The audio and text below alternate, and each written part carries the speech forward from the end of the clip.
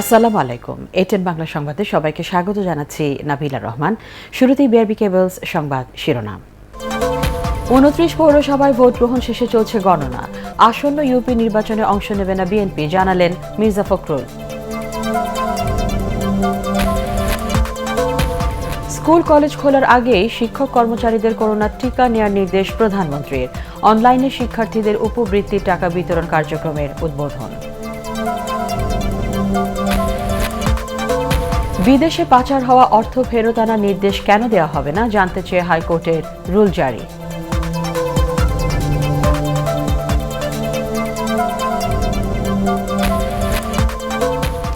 এবং আঙুলের ছাপ দিয়ে মামলার আসামি শনাক্তে র্যাবের বিশেষ সফটওয়্যার চালু।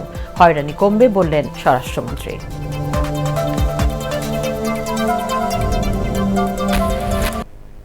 শুনছিলেন বিআরবি কেবলস সংবাদ শিরোনাম। বিক্ষিপ্ত কিছু ঘটনার মধ্য দিয়ে পঞ্চম ধাপে দেশের ২৯টি পৌরসভায় ভোট গ্রহণ অনুষ্ঠিত হয়েছে। এখন চলছে গণনা। নীলফামারী সৈয়দপুর পৌরসভায় নির্বাচনী সংঘর্ষে একজন নিহত ও দুজন আহত হয়েছে। এছাড়া বেশ কয়েকটি পৌরসভায় কারচুপির অভিযোগ তুলে নির্বাচন বর্জন করেছেন বিএনপি, জাতীয় পার্টি ও স্বতন্ত্র প্রার্থীরা। তবে বেশিরভাগ পৌরসভাতেই বিপুল সংখ্যক ভোটার উপস্থিতি দেখা গেছে। একরামুল হক সায়েমের রিপোর্ট। পৌরসভার জনপ্রতিনিধি নির্বাচনে রায় দিতে সকাল থেকেই কেন্দ্রে ভোটারদের উপস্থিতি আর উৎসাহ ছিল চোখে পড়ার মতো। ভোট দিতে আসেন অনেক বয়স্ক মানুষ। কিশোরগঞ্জের ভৈরব, যশোরের কেশবপুর ও মহেশপুর, গাজীপুরের কালীগঞ্জ ও ব্রাহ্মণবাড়িয়া পৌরসভার প্রায় সবকটি কেন্দ্রেই ছিল ভোটারদের দীর্ঘ লাইন। খুব সুন্দর ভোট হয়েছে, সহজ হয়েছে আমার পক্ষে, আমি খুব সুবিধা পাইছি। প্রথমে একটু সন্দেহান ছিলাম যে ইভিএম ভোট কি হয়, যেটা পরে দেখলাম খুব সহজ পদ্ধতি। এদিকে সকালে শান্তিপূর্ণ ভোট হলেও দুপুরে সংঘর্ষের ঘটনা ঘটে নীলফামারীর সৈয়দপুর পৌরসভা নির্বাচনে। ৫ নম্বর ওয়ার্ডে সৈয়দপুর মহিলা কলেজ কেন্দ্রে দুই কাউন্সিলর প্রার্থী ও তাদের সমর্থকদের মধ্যে ধাওয়া পাল্টা ধাওয়া হয়। এতে একজন নিহত হয়, আহত হয় দুজন। কারচুপির অভিযোগ এনে সৈয়দপুর, জামালপুর, ঝিনাইদহ সহ বিভিন্ন পৌরসভা নির্বাচন বর্জন করেছেন বিএনপি, জাতীয় পার্টি ও স্বতন্ত্র মেয়র প্রার্থীরা। মানিকগঞ্জের সিংগাইর ও লক্ষ্মীপুরের রায়পুর সহ বিভিন্ন পৌরসভায় অনিয়ম, ভোট কারচুপি ও ভোটারদের বাধা দেওয়ার অভিযোগ পাওয়া গেছে। যেহেতু কোনো সেন্টারে আমাদের কর্মীদেরকে থাকতে দেওয়া হচ্ছে না, আমি এই মুহূর্তে ভোট বর্জন করলাম। ভোট কেন্দ্রে আমার এজেন্টদেরকে ভয়ভীতি দিয়ে রাখা হচ্ছে। যশোরের কেশবপুর পৌরসভায় প্রথমবারের মতো ইভিএম এর মাধ্যমে ভোট গ্রহণ হয়। তবে কোথাও কোথাও আঙ্গুলের ছাপ যাচাইয়ে বিলম্ব হওয়ায় বিড়ম্বনার কথা জানিয়েছেন ভোটাররা। সকালে আইসি, লাইনে দাঁড়াইছি, তখন ভোট মিলতিস না, তো ভগবান গেছে আবার, তা মিলতিস না। এছাড়া চট্টগ্রামের মিরসরাই, বারৈয়ারহাট ও রাঙ্গুনিয়া, চাঁপাইনবাবগঞ্জের নাচল, হবিগঞ্জ, রাজশাহীর দুর্গাপুর ও চারঘাট ও বগুড়া পৌরসভা সহ বেশিরভাগ পৌর এলাকায় শান্তিপূর্ণ নির্বাচনের খবর পাওয়া গেছে। ৪ ধাপে ২ শতাধিক পৌরসভায় নির্বাচনের পর পঞ্চম দফায় ইলেকট্রনিক ভোটিং মেশিন ইভিএমের মাধ্যমে ভোট গ্রহণ হয় ২৯টি পৌরসভায়। একরামুল হক সায়েম, এটিএন বাংলা। সাম্প্রতিক নির্বাচনগুলো সুষ্ঠু না হওয়ায় আসন্ন ইউনিয়ন পরিষদ নির্বাচনে অংশ নেবে না বিএনপি। গুলশানে কার্যালয়ে সংবাদ সম্মেলনে দলীয় এই সিদ্ধান্তের কথা জানান বিএনপি মহাসচিব মির্জা ফখরুল ইসলাম আলমগীর। দলের স্থায়ী কমিটির বৈঠকে নেওয়া এই সিদ্ধান্তের কথা জানিয়ে ক্ষমতাসীন সরকারের অধীনে আরও কোনো নির্বাচনে অংশ না নেওয়ারও আভাস দেন তিনি। এ সময় মির্জা ফখরুল জানান, বিএনপি গণতান্ত্রিক পদ্ধতিতে বিশ্বাস করে বলেই চরম প্রতিকূল পরিস্থিতিতেও স্থানীয় সরকার নির্বাচনে অংশ নেওয়ার সিদ্ধান্ত নিয়েছিল। কিন্তু নির্বাচনগুলোতে আবারও প্রমাণিত হয়েছে নির্বাচন কমিশনের পক্ষে সুষ্ঠু নির্বাচন করা সম্ভব নয়। সরকারের এজেন্ডা বাস্তবায়নই তাদের প্রধান লক্ষ্য। সাম্প্রতিক অনুষ্ঠিত নির্বাচনগুলোতে এটা প্রমাণিত হয়েছে যে এই নির্বাচন কমিশন কোনো নির্বাচনই নিরপেক্ষ, অবাধ ও সুষ্ঠুভাবে অনুষ্ঠিত করবার যোগ্য নয়। এই অনির্বাচিত সরকারের এজেন্ডা বাস্তবায়ন করাই তাদের প্রধান কাজ। এছাড়াও স্থানীয় সরকার নির্বাচনে দলীয় মনোনয়নের বিরোধিতা বিএনপি সবসময় করেছে। এই ভয়াবহ পরিস্থিতিতে আগামীতে অনুষ্ঠিতব্য ইউনিয়ন পরিষদ নির্বাচন বিএনপি অংশগ্রহণ না করার সিদ্ধান্ত গ্রহণ করেছে। ডিজিটাল নিরাপত্তা আইনের অপপ্রয়োগ যাতে না হয় সে বিষয়ে সরকার সচেষ্ট রয়েছে বলে জানিয়েছেন আওয়ামী লীগ সাধারণ সম্পাদক ওবায়দুল কাদের। তিনি বলেন, সরকার মত প্রকাশের স্বাধীনতায় বিশ্বাসী, তবে স্বাধীনতা মানে যা খুশি বলার একচেটিয়া অধিকার নয় বলেও মন্তব্য করেন ওবায়দুল কাদের। রাজধানীতে বিআরটি এর সেবা সপ্তাহের উদ্বোধনী অনুষ্ঠানে ভার্চুয়ালি অংশ নিয়ে তিনি এসব কথা বলেন। কারাগারে লেখক মোশতাক আহমেদের মৃত্যুর ঘটনা দুঃখজনক উল্লেখ করে আওয়ামী লীগ সাধারণ সম্পাদক আরও বলেন, ঘটনাটি তদন্তনাধীন। এরপরও একটি কুচক্রী মহল তার মৃত্যু নিয়ে ঘোলা পানিতে মাছ শিকারে অপচেষ্টা চালাচ্ছে। তদন্তের মাধ্যমে মোশতাকের মৃত্যুর রহস্য উন্মোচিত হবে বলে আমরা আশা করি। তার মৃত্যুর জন্য যদি কেউ দায়ী হয় তাহলে অবশ্যই তদন্তে বেরিয়ে আসলে, সত্য উদ্ঘাটিত হলে যথাযথ ব্যবস্থা গ্রহণ করার মতো সৎ সাহস সরকারের আছে। শিক্ষার্থীদের সুরক্ষার বিষয়টি প্রাধান্য দিয়ে ৩০ মার্চ শিক্ষা প্রতিষ্ঠান খোলার আগেই শিক্ষক কর্মচারীদের করোনার টিকা নেওয়ার নির্দেশ দিয়েছেন প্রধানমন্ত্রী শেখ হাসিনা।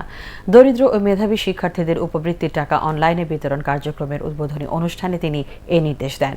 কর্মসংস্থানকে মাথায় রেখে শিক্ষা ব্যবস্থাকে সাজানোর উদ্যোগ নেওয়া হচ্ছে বলে জানান প্রধানমন্ত্রী। আপেল মাহমুদের রিপোর্ট। কলেজ, বিশ্ববিদ্যালয় ও মাদ্রাসার স্নাতক পর্যায়ে আরও 1,64,000 শিক্ষার্থী পেল প্রধানমন্ত্রী শিক্ষা তহবিলের উপবৃত্তি। গণভবন থেকে ভিডিও কনফারেন্সে এ কার্যক্রমের উদ্বোধন করেন প্রধানমন্ত্রী শেখ হাসিনা। উপবৃত্তি, টিউশন ফি, ভর্তি সহায়তা ও চিকিৎসা অনুদান বাবদ প্রায় 87,52,00,000 টাকা মোবাইল অ্যাকাউন্টের মাধ্যমে সরাসরি পৌঁছে দেওয়া হয় দরিদ্র শিক্ষার্থীদের কাছে। এ সময় শিক্ষার প্রসারের মাধ্যমে দেশে দক্ষ জনশক্তি গড়ে তুলতে সরকারের উদ্যোগের কথা জানান প্রধানমন্ত্রী। যে এলাকায় যে ধরনের শিক্ষার খুব বেশি গুরুত্ব, আমরা সেভাবেই কিন্তু বিশ্ববিদ্যালয়গুলি করে দিচ্ছি এই জন্য যে সকলেই যেন শিক্ষাটা যথাযথভাবে গ্রহণ করতে পারে। আর আমি মনে করি বিজ্ঞান প্রযুক্তি শিক্ষা বা কারিগরি শিক্ষা এটাই হচ্ছে সবথেকে গুরুত্বপূর্ণ, কারণ এটা কর্মসংস্থানের সুযোগ সৃষ্টি করবে, এটা শুধু দেশে না বিদেশেও। শিক্ষার্থীদের মাঝে করোনা সংক্রমণ রোধে আগামী 1 মাসের মধ্যে সকল শিক্ষা প্রতিষ্ঠানের শিক্ষক কর্মচারীদের করোনার টিকা দিতে স্বাস্থ্য অধিদপ্তরকে নির্দেশ দেন তিনি। আগামী 30শে মার্চ আমরা সব শিক্ষা প্রতিষ্ঠান খুলতে সক্ষম হব। ইতিমধ্যে এই শিক্ষা প্রতিষ্ঠানের যত শিক্ষক কর্মচারী যারা আছে সকলকেই টিকা নিতে হবে। সেই টিকা দেওয়ার ব্যবস্থা নেওয়ার জন্য ইতিমধ্যেই আমরা স্বাস্থ্য মন্ত্রণালয়কে নির্দেশ দিয়ে দিয়েছি। শিক্ষা প্রতিষ্ঠানে মেয়েদের তুলনায় ছেলে শিক্ষার্থীর হার কমে যাওয়ায় শিক্ষক ও অভিভাবকদের প্রয়োজনীয় উদ্যোগ নেওয়ার পরামর্শ দেন প্রধানমন্ত্রী Sheikh Hasina. Polytechnic institute. Apple Mahmud, ATN Bangla, Dhaka.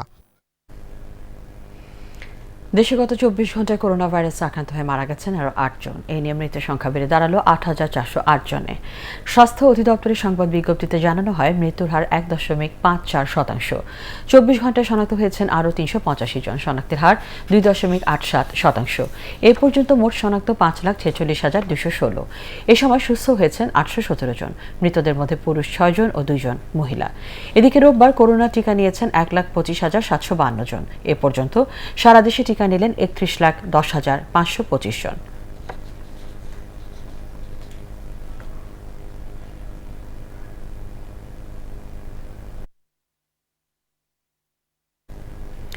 কোনো কারণে ভ্যাকসিনের দ্বিতীয় ডোজের SMS না আসলেও 8 সপ্তাহ পর কেন্দ্রে গিয়ে টিকা নেওয়া যাবে। তবে প্রথম দিকে যারা টিকা নিয়েছেন তাদের SMS পেতে কিছুটা সময় লাগতে পারে। বিস্তারিত জানাচ্ছেন শফিকুল ইসলাম শামীম। একাধিকবার করোনার টিকার প্রথম ও দ্বিতীয় ডোজের সময় পরিবর্তন করে স্বাস্থ্য অধিদপ্তর। প্রথমে বলা হয়েছিল 2 ডোজের মধ্যে সময়ের পার্থক্য হবে 4 সপ্তাহ। সর্বশেষ সিদ্ধান্ত অনুযায়ী করোনার টিকার প্রথম ও দ্বিতীয় ডোজের মধ্যকার সময়সীমার পার্থক্য 8 সপ্তাহ। তবে এই সিদ্ধান্তের আগেই যারা প্রথম ডোজ টিকা নিয়েছেন এবং 4 সপ্তাহ পরে দ্বিতীয় ডোজের তারিখও দেওয়া হয়েছিল তাদেরকেও 8 সপ্তাহ পরে SMS পাঠানো হবে। আপনার টিকার আগে কিন্তু আমরা একটা QR কোডে ধরার সাথে সাথে আপনাকে দেখবেন অভিনন্দন দিয়ে আপনার টিকা কমপ্লিট হয়ে গেল, এবং আজকে থেকে তারা গণনা করে ঠিক 2 মাস পরে আপনার মেসেজ দিবে এবং ওই মেসেজের দিনে আসতে হবে। মেসেজও তো আরও আপডেটেড হবে, মেসেজ যাবে। তা আগে যেটা হাতে হাতে লিখে দিয়েছি ওইটা হয়তো থাকবে না, হয়তো আপনাকে যেমন আপনি 10 তারিখে দিয়েছেন, দেখা গেল আমি আপলোড দিছি যে সেটা হয়তো 18 তারিখে, তাহলে কিন্তু 18 তারিখ থেকে হিসাবটা হবে। সার্ভারজনিত সমস্যার কারণে যদি দ্বিতীয় ডোজের SMS না যায়, সেক্ষেত্রে নির্ধারিত কেন্দ্রে যোগাযোগ করে মিলবে সমাধান। ব্যবস্থাপনা সব জায়গায় কিন্তু ভালোভাবে চলছে। আমাদের এখানে 14টা বুথ করা আছে, ফিমেলদের জন্য আলাদা করে কর্নার আছে, এবং বেশ ভালোই চলছে। সবার ক্ষেত্রে SMS যাবে। যদি কোনো কারণে SMS না পেয়ে থাকে তো যোগাযোগ করবে, হয়তো কোনো কারণে মিসিং হতে পারে। সেক্ষেত্রে আমাদের যে সার্ভাররা কাজ করছে, যেখানে হলো স্বাস্থ্য অধিদপ্তর মন্ত্রণালয়, ICT মন্ত্রণালয়ের সাথে কাজ করছে এটা নিয়ে, এবং এটা মেসেজটা যাবে, সেটা আমাদের নির্দেশনা আসছে। দিন যতই যাচ্ছে কেন্দ্রগুলোতে টিকা নেয়ার মানুষের ভিড় ততই বাড়ছে। সুষ্ঠু প্রক্রিয়ায় টিকা কার্যক্রম পরিচালিত হওয়ায় সন্তুষ্ট সাধারণ মানুষ।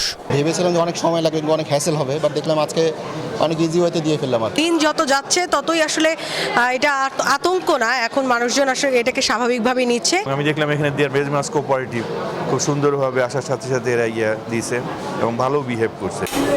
প্রথম দিকে টিকা নিয়ে মানুষের মধ্যে কিছুটা শঙ্কা কাজ করলেও এখন সবার মধ্যে ভ্যাকসিন নেয়ার আগ্রহ বেড়েছে। Shafiqul Islam Shamim, ATN Bangla, Dhaka. Swiss bank সহ বিভিন্ন বিদেশি ব্যাংকে পাচার হওয়া অর্থ ফেরত আনার নির্দেশ কেন দেওয়া হবে না তা জানতে চেয়ে রুল জারি করেছে হাইকোর্ট। বিচারপতি নজরুল ইসলাম তালুকদার ও বিচারপতি মহিউদ্দিন শামীমের ভার্চুয়াল বেঞ্চ এই রুল জারি করেন। এছাড়া ব্যক্তি ও প্রতিষ্ঠানের বিদেশে পাচার হওয়া অর্থ উদ্ধারে বিশেষায়িত কমিটি গঠনের নির্দেশ কেন দেওয়া হবে না তাও জানতে চেয়েছে আদালত। হুমায়ুন চিশতির রিপোর্ট। অর্থের উৎস নিয়ে কোনো প্রশ্ন করা হয় না বলে সারা বিশ্বের বিত্তশালী এবং কালো টাকার মালিকদের টাকা রাখার প্রথম পছন্দ সুইস ন্যাশনাল ব্যাংক। গ্রাহক গোপনীয়তা রক্ষাকে সর্বোচ্চ অগ্রাধিকার দিয়ে 1907 সাল থেকে চলছে এর ব্যাংকিং সেবা। তবে আন্তর্জাতিক চাপের মুখে বর্তমানে 75টি দেশের সাথে তথ্য বিনিময় চুক্তি করলেও সেই তালিকায় নেই বাংলাদেশ। সম্প্রতি বাংলাদেশি ধনকুবের মুসা বিন শমশেরের 93,600 কোটি টাকা জব্দ রয়েছে সুইস ব্যাংকে। অর্থ পাচারকারীদের বিরুদ্ধে আইনি ব্যবস্থা গ্রহণে হাইকোর্টের দেয়া রুলের শুনানির নির্ধারিত দিনে রোববার আদালতে প্রতিবেদন জমা দেয় দুদক। প্রতিবেদনে জানানো হয়, বিদেশে অর্থ পাচারকারীদের বিষয়ে তথ্য চেয়ে দ্বিতীয়বারের মতো পররাষ্ট্র, স্বরাষ্ট্র ও ইমিগ্রেশন পুলিশের কাছে তথ্য চেয়ে চিঠি দেওয়া হয়েছে। এ বিষয়ে আইনজীবীদের করা রিট ও আদালতের স্বপ্রণোদিত রুলের বিষয়ে একই সাথে শুনানির সিদ্ধান্ত জানায় উচ্চ আদালত।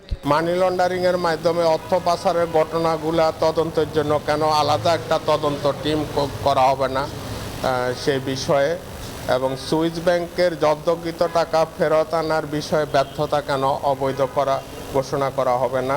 কাদের সুইস ব্যাংকে টাকা রয়েছে সেটার যে বাঙালি সিটিজেন্স প্লাস হচ্ছে বাংলাদেশের যে কোম্পানিগুলো যারা সুইস ব্যাংকে অ্যাকাউন্ট হোল্ডার রয়েছে তাদের ডিটেলস চেয়ে একটা রুল জারি করেছেন। শুনানিতে আলোচনায় আসে পানামা ও প্যারাডাইস পেপারস কেলেঙ্কারির প্রসঙ্গ। এ সময় তদন্তের সবশেষ অগ্রগতি তুলে ধরেন দুদকের আইনজীবী। কোর্ট পাচারকারীদের ব্যাপারে নাম চেয়েছে, ঠিকানা চেয়েছে। আমাদের যতটুকু ক্ষমতা দুর্নীতি দমন কমিশনের, সেই ক্ষমতার সূত্র ধরে আমরা যা দেওয়ার আজকে দিয়েছি। খুব আলোচিত পানামা পেপারসের কি অবস্থান আমরা সেটা বলেছি, অনুসন্ধান দিন আছেন। আর প্যারাডাইস পেপারস সেটাও অনুসন্ধান আছে। সেখানে দুজন উল্লেখযোগ্য ব্যক্তিদের মধ্যে দুজন ব্যক্তির নাম আসছে। One is Musa bin Shamsher, another is মাল্টিমোডের স্বত্বাধিকারী আব্দুল আওয়াল মিন্টু। আমরা এই আমাদের আপডেটটা আদালতের সামনে দিয়েছি। এছাড়া এদিন দ্বৈত নাগরিকত্ব গ্রহণ করা বাংলাদেশিদের তালিকাও চেয়েছে হাইকোর্ট। এ সংখ্যাটি প্রায় 14,000-এর কাছাকাছি জানিয়ে তালিকা তৈরিতে আরও সময় চেয়েছে রাষ্ট্রপক্ষ। হুমায়ুন চিশতি, ATN বাংলা, ঢাকা। আইনশৃঙ্খলা রক্ষাকারী বাহিনীর সদস্যদের বিরুদ্ধে অভিযোগ তদন্তে স্বাধীন পুলিশ অভিযোগ তদন্ত কমিশন গঠনের নির্দেশনা চেয়ে হাইকোর্টে রিট করা হয়েছে। রোববার সুপ্রিম কোর্টের 102 জন আইনজীবীর পক্ষে এই রিট আবেদন করা হয়। এর সম্ভাব্যতা যাচাইয়ে অবসরপ্রাপ্ত বিচারপতি, সাবেক IGP, সাবেক সচিব, আইনের শিক্ষক ও সুশীল সমাজের প্রতিনিধি সমন্বয় কমিটি গঠনের আদেশ চাওয়া হয়েছে। কমিটি করতে হবে এমনভাবে যাতে সংশ্লিষ্ট বিষয়ে আলোচনা পর্যালোচনা করে তারা সরাসরি আদালতে প্রতিবেদন জমা দিতে পারেন। রিটে বলা হয়েছে, ভারত সহ বিশ্বের অনেক দেশেই স্বাধীন ও স্বতন্ত্র তদন্ত কমিশন কার্যকর রয়েছে, কিন্তু বাংলাদেশে এ ধরনের স্বাধীন কমিশন বা কর্তৃপক্ষ গঠনে দৃশ্যমান কোনো পদক্ষেপ এখনো পর্যন্ত দেখা যায়নি।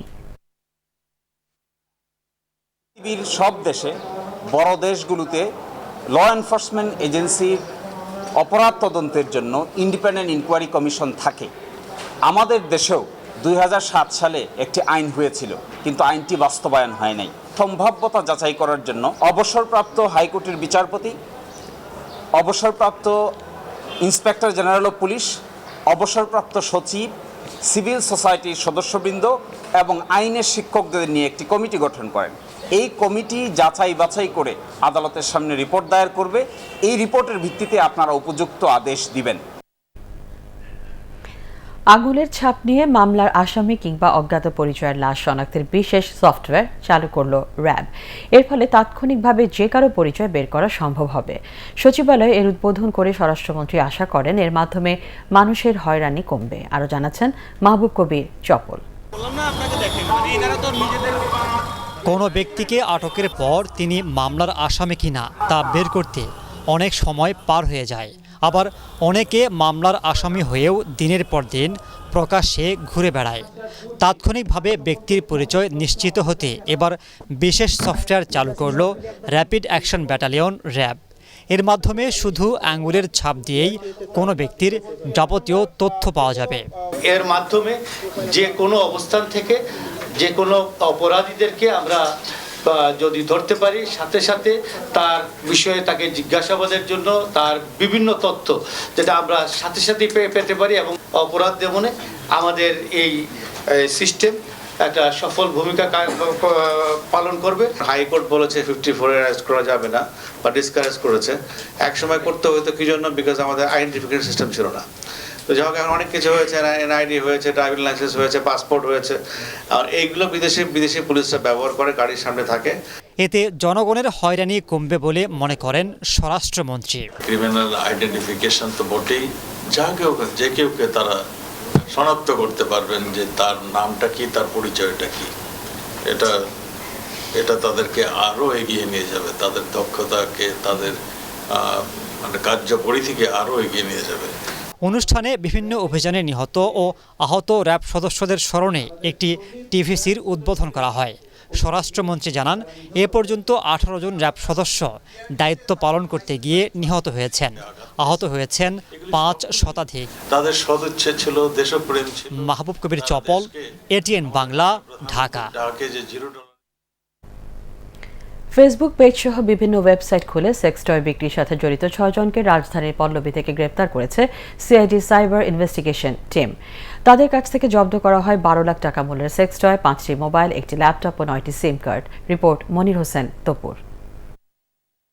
সামাজিক যোগাযোগ মাধ্যম ফেসবুক সহ বিভিন্ন ওয়েবসাইটে যৌন উদ্দীপক বিজ্ঞাপন দিত এই চক্র। 30 ঊর্ধ্ব বয়সের একটি গ্রুপকে টার্গেট করে আমদানি নিষিদ্ধ এইসব পণ্য বিক্রি করত তারা। সুনির্দিষ্ট অভিযোগের ভিত্তিতে রাজধানীর পল্লবী থেকে এই চক্রের মূল হোতা সহ 6 জনকে গ্রেপ্তার করে সিআইডি সাইবার ইনভেস্টিগেশন টিম। মালিবাগে সিআইডির সদর দপ্তরে এক সংবাদ সম্মেলনে এসব কথা বলেন সিআইডির cyber crime command and control সেন্টারের অতিরিক্ত ডিআইজি মোহাম্মদ কামরুল আহসান। এসব সামগ্রী বিএসটিআই, ড্রাগ অ্যাডমিনিস্ট্রেশন, এমনকি আমাদের আমদানি অনুমতি সম্পন্ন পণ্য হিসাবেও অনুমতিপ্রাপ্ত নয়। আমাদের সংস্কৃতি, শিক্ষা ও মূল্যবোধের সাথে সঙ্গতিবিহীন এসব কমোডিটি ক্রয় বিক্রয় একটি প্রজন্মকে এক ধরনের বিকৃত ফ্যান্টাসি বা উন্মাদনার দিকেই ধাবিত করছে। সিআইডির এই কর্মকর্তা আরও বলেন, গত 7 জানুয়ারি রাজধানীর মাস্টারমাইন্ড স্কুলের ও লেভেলের ছাত্রী আনুষ্কার মৃত্যু হয় রক্তক্ষরণে। ময়নাতদন্তে জানা যায়, বিকৃত যৌনাচার ফলে অতিরিক্ত রক্তক্ষরণে মারা যায় ওই শিক্ষার্থী। ওই শিক্ষার্থীকে নির্যাতনের সময় ফরেন বডি ব্যবহার হয়ে থাকতে পারে বলে মনে করে সিআইডি। বিশেষজ্ঞদের মতামত অনুসারে আনুষ্কার হত্যাকারীরা তাকে নির্যাতনের সময় এক ধরনের ফরেন বডি ব্যবহার করেছিল। এই টিম অনুসন্ধানে জানতে পারে যে কয়েকটি সংঘবদ্ধ চক্র নিজেদের পরিচয় গোপন রেখে বিভিন্ন ওয়েবসাইট ও ফেসবুক পেজে বিক্রয় নিষিদ্ধ এই জাতীয় দ্রব্যাদি পণ্যের ছবি এবং ভিডিও সহ বিক্রয়ের বিজ্ঞাপন দিচ্ছে। গ্রেফতার 6 জনের বিরুদ্ধে পল্টন থানায় বিশেষ ক্ষমতা আইন ও ডিজিটাল নিরাপত্তা আইনে একটি মামলা হয়েছে। মনির হোসেন তপু, এটিএন বাংলা, ঢাকা। আল আরাফা ইসলামী ব্যাংক অর্থ সংবাদ।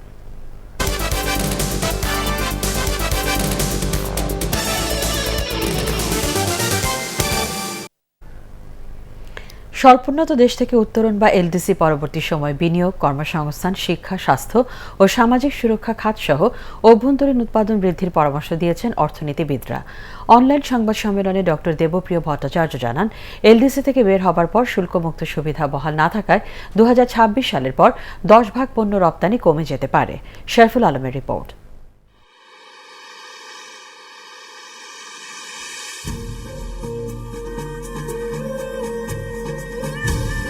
আর্থসামাজিক উন্নয়নে আরও এক ধাপে গিয়ে বাংলাদেশ। স্বল্পোন্নত দেশ থেকে উত্তরণে জাতিসংঘের চূড়ান্ত সুপারিশ লাভ করেছে বাংলাদেশ। মাথাপিছু আয়, মানব সম্পদ উন্নয়ন, জলবায়ু ও অর্থনৈতিক ভঙ্গুরতা, এই 3 সূচকের উন্নতিতে এবার দেশে বিদেশি বিনিয়োগ বাড়বে।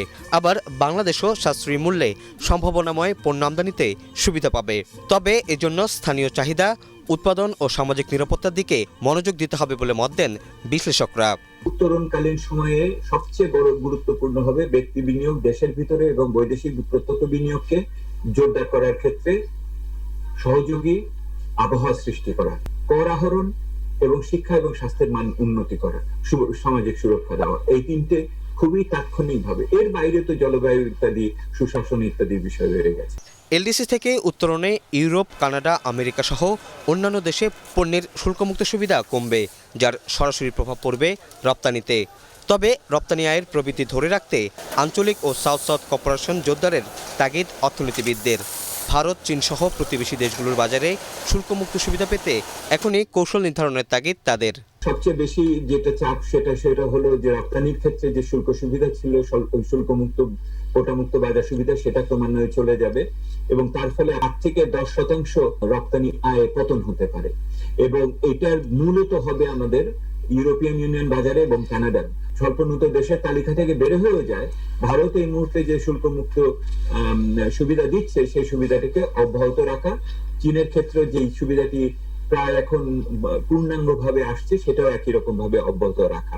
আগামী বছর কায়রোতে এলডিসি 5 সম্মেলনে বাংলাদেশের এলডিসি পরবর্তী এগিয়ে যাওয়ার পরিকল্পনা ও কৌশল তুলে ধরার আহ্বান জানানো হয় সংবাদ সম্মেলনে।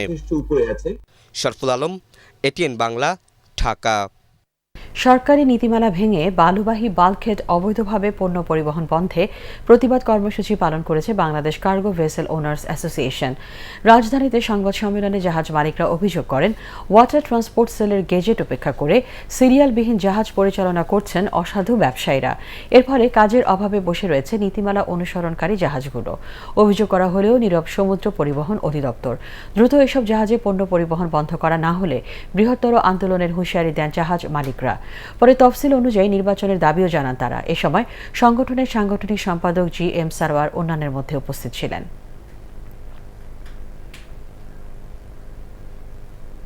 পার্টেক্স খেলার খবর।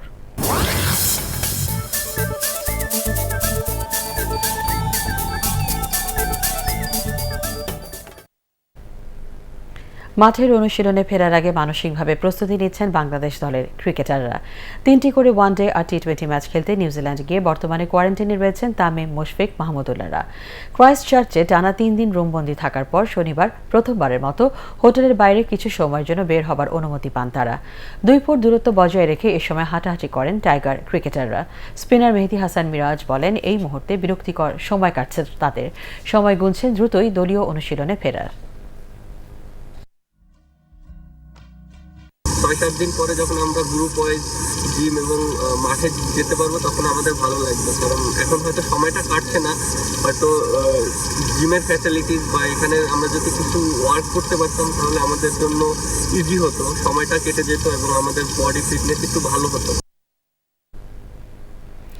একমাত্র আনঅফিশিয়াল টেস্টে আয়ারল্যান্ড ওলভসকে ইনিংসে 23 রানে হারিয়েছে বাংলাদেশ ইমার্জিং ক্রিকেট দল। চট্টগ্রামের জহুর আহমেদ চৌধুরী স্টেডিয়ামে দ্বিতীয় ইনিংসে 4 উইকেটে 35 রানে তৃতীয় দিন শুরু করে আয়ারল্যান্ড ওলভস ক্রিকেট দল। বাংলাদেশ ইমার্জিং দলের বোলার তানভীর ইসলামের স্পিনে 139 রানে গুটিয়ে যায় সফরকারীরা। আয়ারল্যান্ড ওলভসের প্রথম ইনিংসে 151 রানের জবাবে বাংলাদেশ ইমার্জিং দল করে 313 রান। তানভীর ইসলাম প্রথম ইনিংসে 5 ও দ্বিতীয় ইনিংসে 8 উইকেট নিয়ে ম্যাচ সেরা হন। শেষ করার আগে বিআরবি কেবলস সংবাদ শিরোনাম জানিয়ে দিচ্ছি আরেকবার। 29 পৌরসভায় ভোট গ্রহণ শেষ, চলছে গণনা। আসন্ন ইউপি নির্বাচনে অংশ নেবে না বিএনপি, জানালেন মির্জা ফখরুল।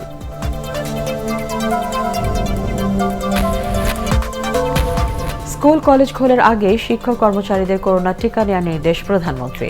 অনলাইনে শিক্ষার্থীদের উপবৃত্তি টাকা বিতরণ কার্যক্রমের উদ্বোধন। বিদেশে পাচার হওয়া অর্থ ফেরত আনার নির্দেশ কেন দেওয়া হবে না জানতে চেয়ে হাইকোর্টের রুল জারি।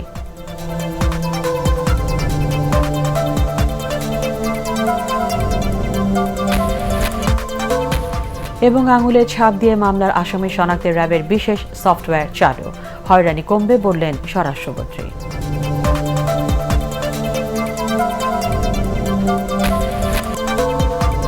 পরবর্তী সংবাদ দেখার আমন্ত্রণ জানিয়ে এখনকার মতো শেষ করছি। করোনা ভাইরাস থেকে নিজেকে সুরক্ষিত রাখতে মাস্ক পরুন, বারবার হাত পরিষ্কার করুন।